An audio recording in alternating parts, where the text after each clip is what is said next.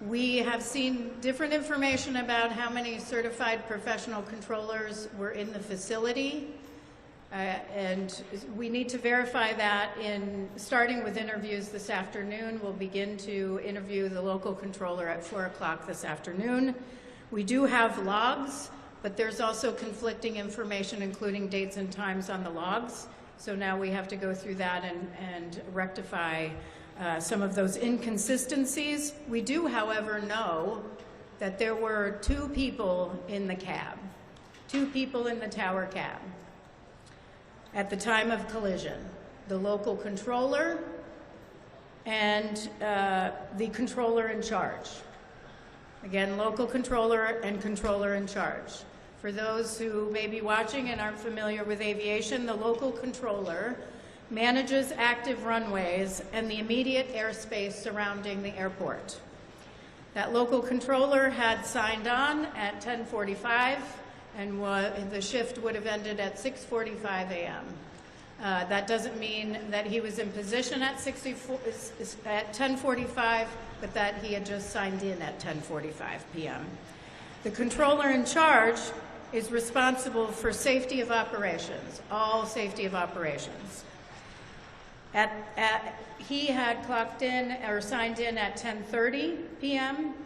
And that shift would have ended at 6:30 a.m. Again, that was signing in at 10:30 p.m. The controller in charge was also doing the duties of the clearance delivery position. The clearance delivery controller provides pilots with their departure clearance. It is not clear who was conducting the duties of the ground controller. We have conflicting information. We have some information saying it was the controller in charge. We have some information saying it was the local controller. The ground controller duties are that they manage all aircraft and vehicle movements on the taxiways, and that generally excludes active runways. So these 2 positions were combined into 2 positions. And what we do know is that is in the standard operating procedures for LaGuardia. It's for the midnight shift. It's also common practice across the national airspace, where you would have 2 controllers in the tower cab during the midnight shift.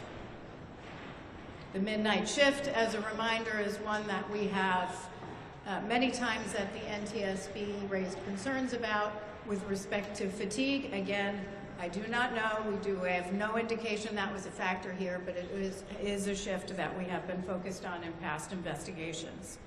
Support journalism you trust. Support PBS News. Donate now, or even better, start a monthly contribution today.